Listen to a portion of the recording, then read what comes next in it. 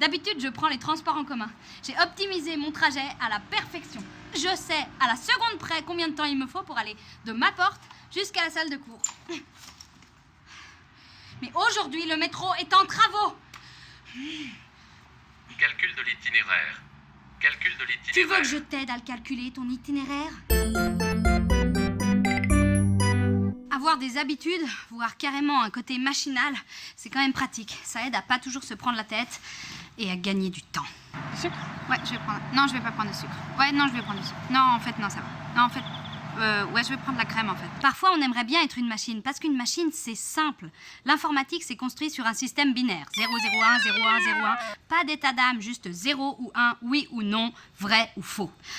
Mais en même temps, selon Bergson, un philosophe du 19e siècle, quand l'humain devient trop machinal et manque de subtilité dans sa manière à réagir à l'environnement, il devient comique.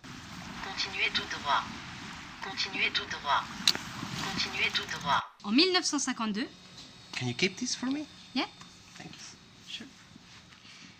Je disais, en 1952, Alan Turing imagine un test d'intelligence pour les machines, justement. Le test de Turing, ça consiste en une conversation virtuelle à trois. D'un côté une machine, de l'autre un humain. Si je ne suis pas capable de distinguer la machine de l'humain, la machine a passé le test. Mais le meilleur moyen de démasquer une machine, c'est de lui poser une question d'arithmétique, parce qu'elle se plante jamais. Sauf que Turing le savait et qu'il a décidé d'inclure des imprécisions dans les réponses des machines. Donc en gros, pour ressembler aux humains, il faut avoir des failles. Les machines intelligentes doivent pas être trop parfaites. Un peu comme les humains trop parfaits, c'est tellement agaçant.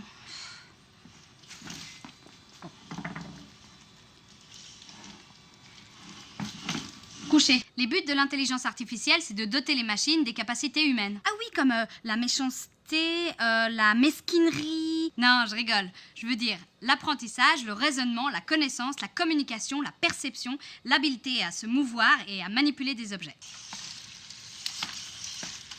Concrètement, les machines dotées d'intelligence artificielle ne sont pas uniquement programmées pour effectuer une tâche selon une configuration précise.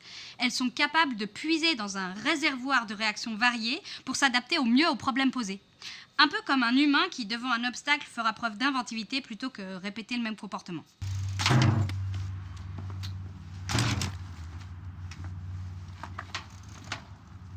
L'intelligence artificielle a plein d'applications différentes, comme par exemple les dicos sur les smartphones.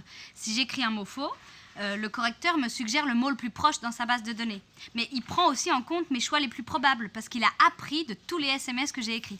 Même pas en retard. Salut Eva.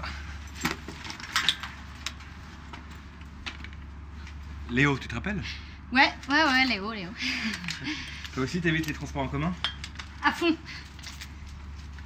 Mais d'habitude t'es pas coiffé comme ça, non?